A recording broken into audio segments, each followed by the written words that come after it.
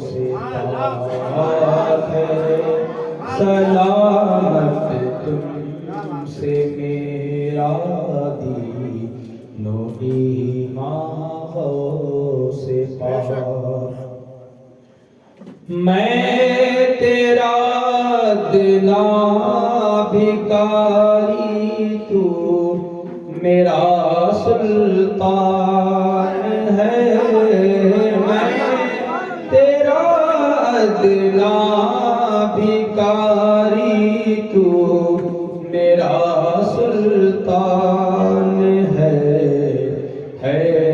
قسم حق کی یہ میرا دین و ایمان ہو سے پاک ہے، قسم حق کی یہ میرا دین و ایمان ہو سے پاک۔ اس کا ایک شعر جو ہے وہ جذب و بستی میں ہوا ہوا ہے۔ حضرت جمیل قادری عرض کرتے ہیں، آپ کی چشم کرم کا ایک اشارہ ہو، اگر آپ کی چشم کرم کا ایک اشارہ ہو، اگر دو جہاں کی مشکل ہو جائے، آسان ہو سے پاک، دو جہاں کی مشکلیں آسان ہو جائے، آسان ہو سے پاک۔ انہوں نے اپنے ایک دوسرے کلام میں عرض کیا تھا کہ عزیزوں کر چکو تیار جب میری جنازے کو، تو لکھ دینا کفن پر نام والا غوث اعظم۔ تو غوث پاک کی نسبت یہ ہماری مغفرت کا سامان ہے۔ اعلیٰ حضرت نے اس مضمون کو مطلب اشارہ سے فرمایا ہے، اور ہمارے شیخ حضرت تاج الشریعہ نے اپنے کلام میں عرض کیا، خود اختر قادری خلد میں چل دیا، خلد با ہے ہر ایک قادری کے۔ اسی کو حضرت جمیل قادری بھی اپنے طور سے پیش کرتے ہیں، آپ کا نام مقدس میرے دل پر نقش ہے، آپ کا نام مقدس میرے دل پر نقش ہے، میری بخشش کے لیے کافی ہے سامان سے پاک، میری بخشش کے لیے کافی ہے سامان سے پاک۔ ہمارے مشائخ ہیں اپنے نام لیواؤں کی آبرو ہر جگہ رکھتے ہیں، چاہے وہ یہ دنیا ہو، چاہے وہ قبر کی منزل ہو، چاہے وہ آخرت کی منزل ہو۔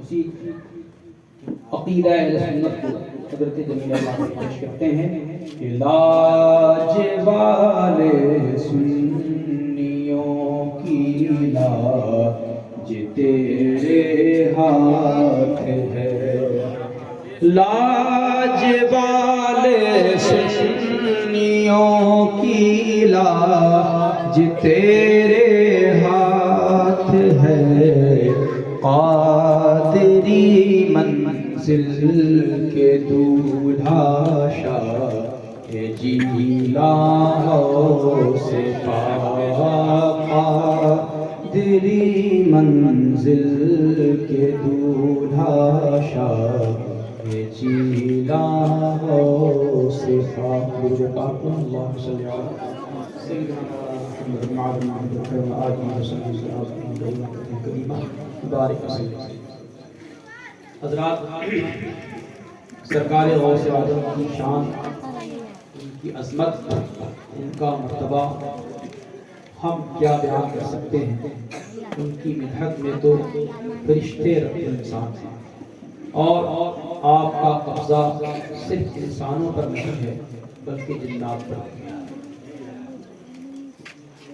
حضرت غوث اعظم رضی اللہ تعالیٰ عنہ کی شان رفیع جو ہے وہ کئی طریقے سے ہے۔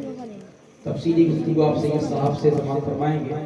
میں غوث پاک کی کرامت سے ہٹ کر سرکار کی معاشرت کیسی تھی اس انداز کو میں آپ کے سامنے پیش کروں گا تاکہ ہمیں اپنی روزمرہ کی زندگی میں سرکار غوث پاک کے نقوش قدم کی روشنی حاصل کر کے آگے بڑھنے کی توفیق ہو۔ سرکار غوث اعظم کی وجاہت اور عظمت ذاتی بھی ہے، اس لیے کہ آپ نجیب الطرفین سے کہتے ہیں۔ حضرت غوث پاک اپنے والد ماجد کی طرف سے حسنی سے کہتے ہیں، یعنی امام حسن مصطفیٰ کی نسل پاک سے، اور والدہ ماجدہ کی جانب سے حسنی سے کہتے ہیں، یعنی امام عالی مقام کی نسل پاک سے آپ کی والدہ ماجدہ تعلق رکھتی ہیں۔ تو آپ نجیب الطرفین سے اسی کو اعلیٰ فرماتے ہیں کہ اے حسینی، تو حسینی حسنی کیوں نہ محق الدین ہو، تو حسینی حسنی کیوں نہ محق الدین ہو، اے خضر مجمع بحرین ہے چشمہ تیرا، یعنی آپ میں آ کر دونوں شہزادگان رسول کا سمندر مل جاتا ہے، یعنی امام حسن مصطفیٰ کی نسل پاک بھی آپ میں جمع ہو جاتی ہے، امام حسین شہید کربلا کی ذات پاک بھی آپ میں جمع ہو جاتی ہے۔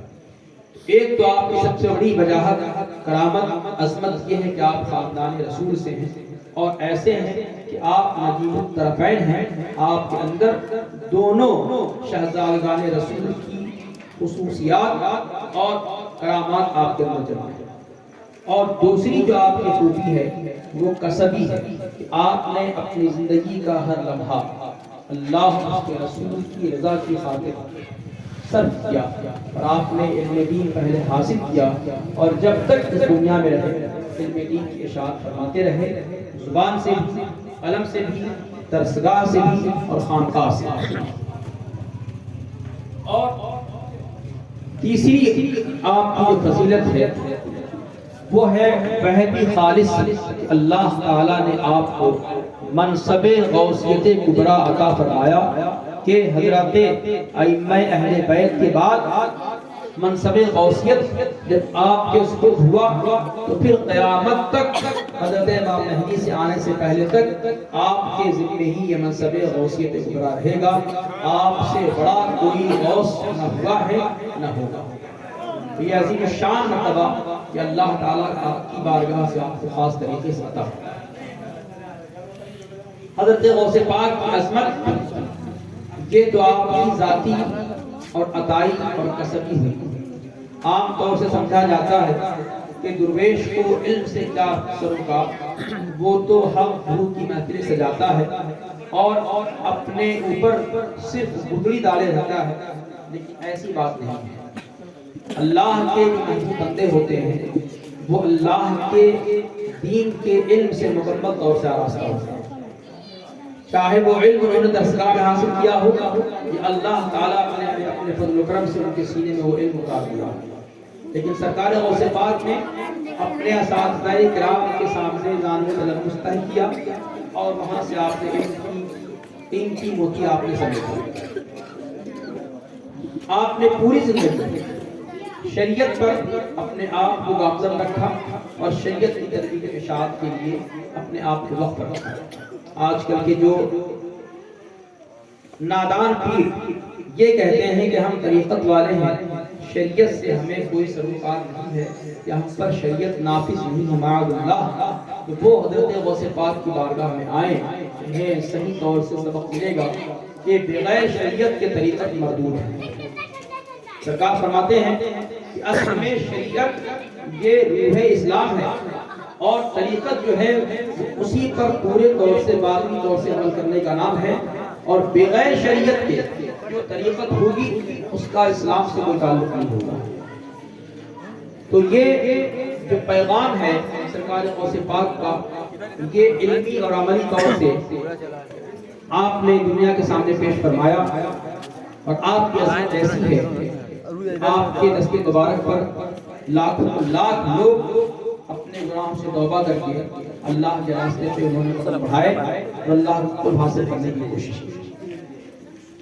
سرکار غوث اعظم کی منصب غوثیت اپنی جگہ، ان کا علم اپنی جگہ، ان کا تقویٰ ہمارے لیے ہماری آنکھوں کی روشنی اور دل کا چین، اور ہمارے لیے ان کا نقش قدم مشعل ہدایت ہے۔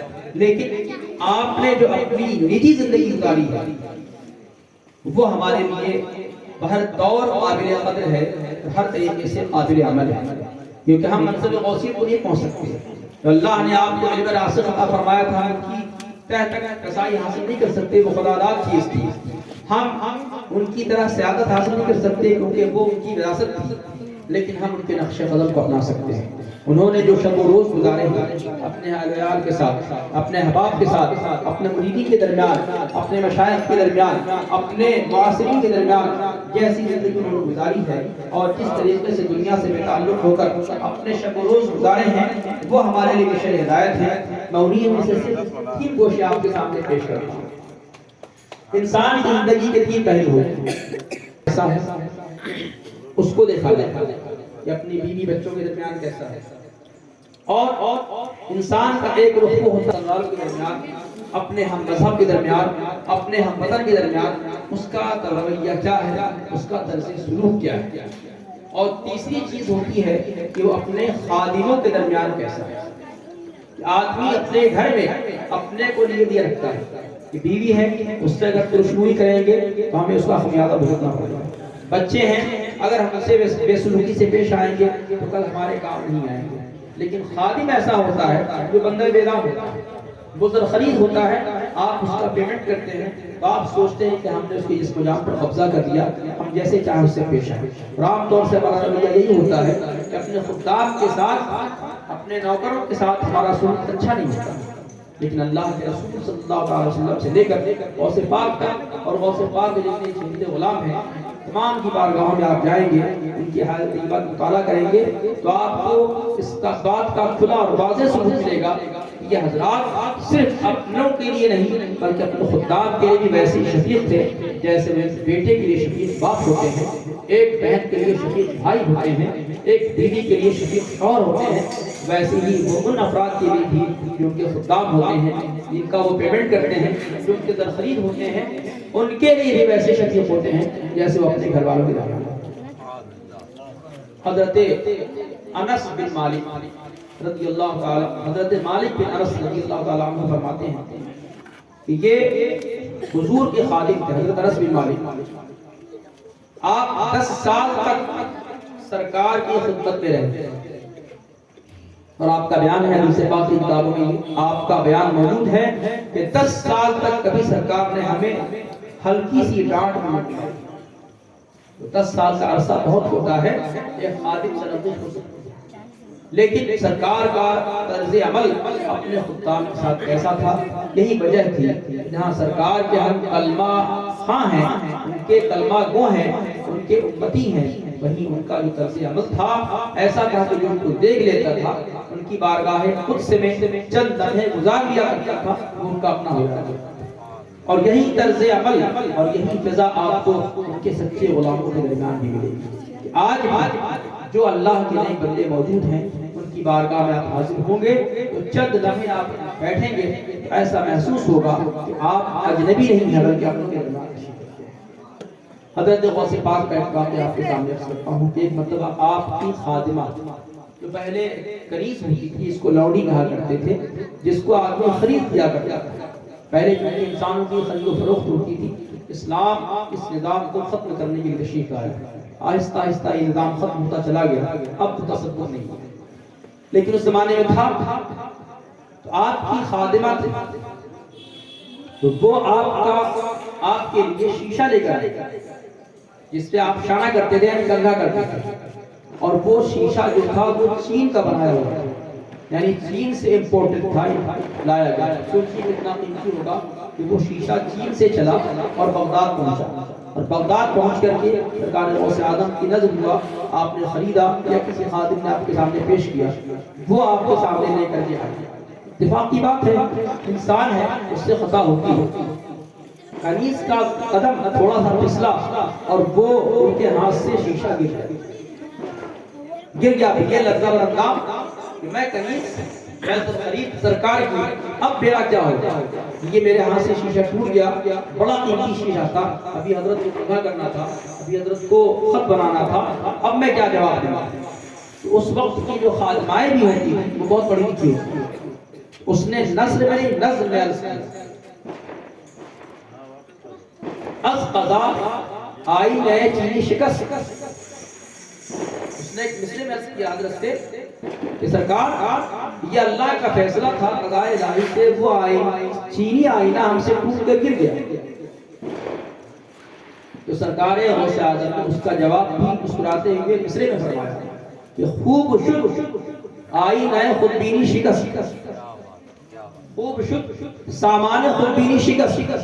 اچھا ہوگا کہ خودبینی کا سامان کیا تھا.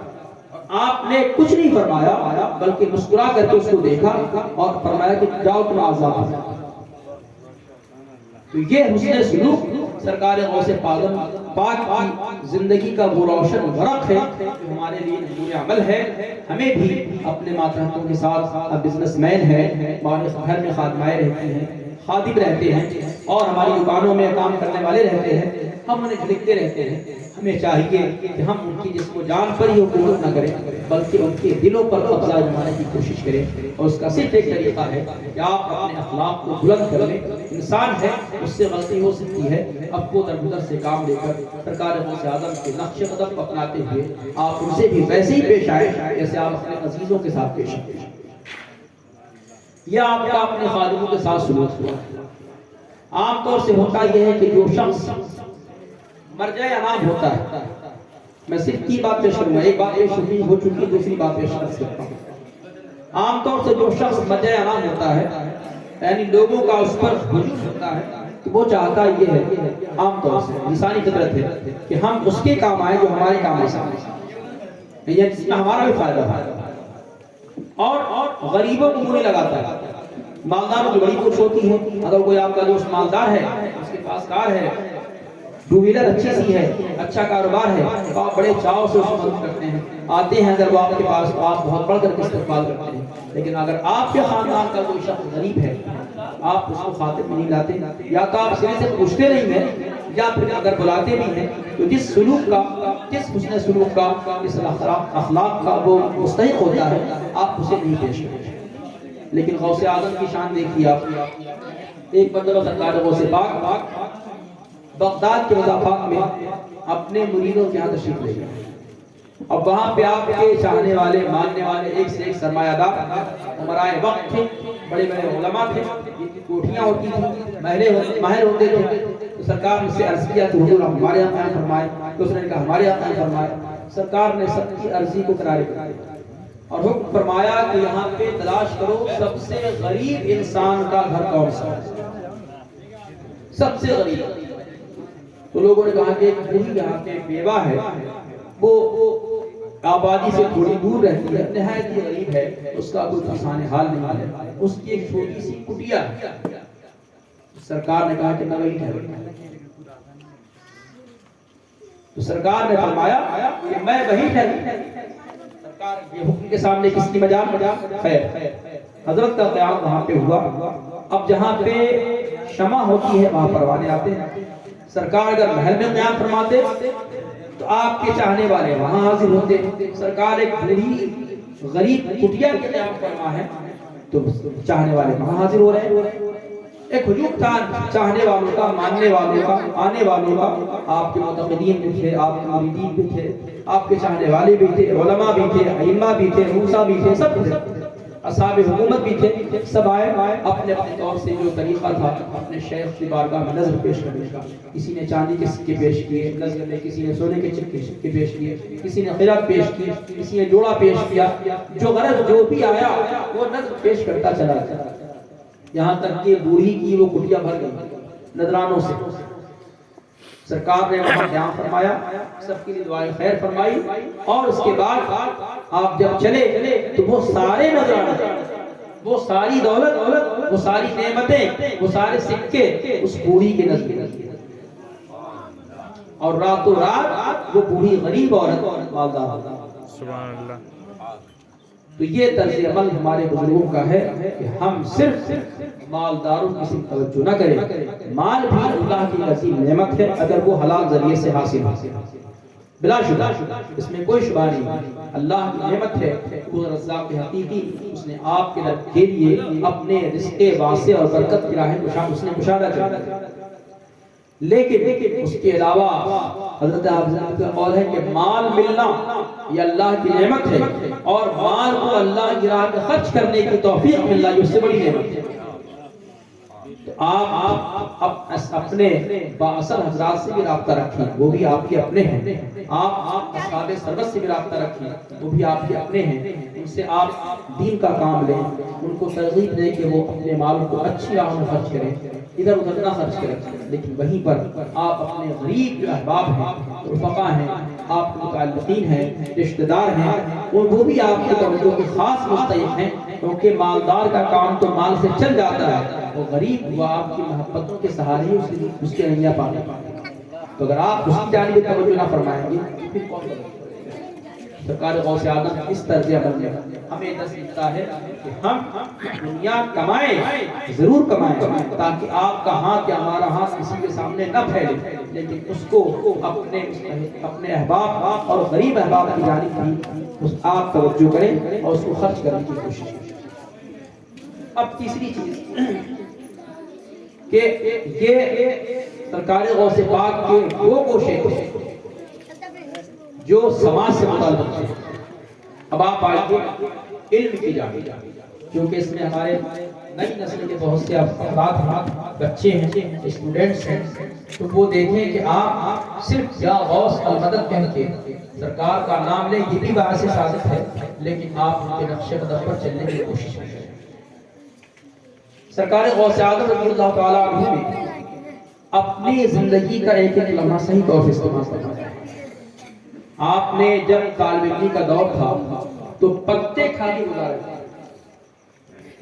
آپ کے والد ماجد کا انتقال ہو گیا تھا، آپ کی والدہ ماجدہ بیوہ ہو گئی، آپ کے 2 بھائی تھے، ترکے میں صرف 80 دینار بچے تھے جو آپ کو ملے تھے، 40 آپ کے بھائی کے لیے اور 40 آپ کے لیے۔ واقعہ بہت مشہور ہے۔